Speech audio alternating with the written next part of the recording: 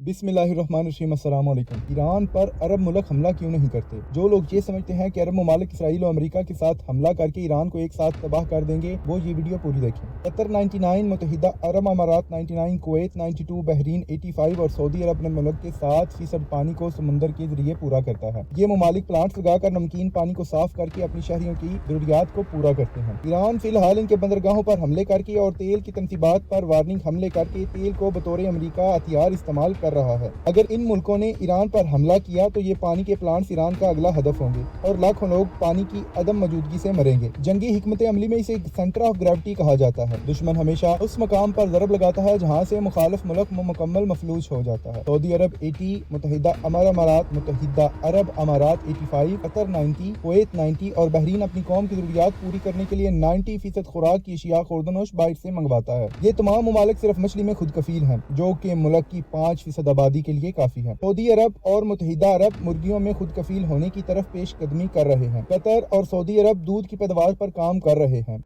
इनके पास 3 महीने से 6 महीने तक खुराक गोदामों में महफूज होती है, यानी आप नाए हुरमत बंद होने से इन तक कोई खाने की चीज पहुंच नहीं सकती, जो कि ईरान ने बंद किया है। अद्वियात में सऊदी अरब 35, इराक 20, मुत्तहिदा अरब अमारात 25, कतर, ओमान, कुवैत 20, बहरीन 10% अद्वियात मकामी तौर पर बनाता है और खाम माल 100% तमाम अपनाए हुरमत से गुजरकर बाहर मुल्कों से इन तक पहुँचता है। अद्वियात बनाने के लिए खाम माल इनके पास नहीं है। अब आते हैं दिफाई निजाम पर। ईरान ड्रोन, बहरी जहाज, सबमरीन मिसाइल, सैटेलाइट्स और लॉन्चर सब कुछ 100% खुद बनाता है और ये तमाम ममालिक अमरीकी असला पर खड़े हैं। इनके पास अपनी कोई मैन्युफैक्चरिंग कंपनी नहीं है। ईरान के पास पानी और खुराक के कुदरती जराए मौजूद हैं, इसलिए वो तवील जंग बर्दाश्त करने की बेहतर पोजीशन में है। ईरान अपनी जरूरियात का 2% पानी समंदर से हासिल करता है। ईरान अपनी खुराक की कुल जरूरियात का तकरीबन 99% हिस्सा खुद पैदा करता है।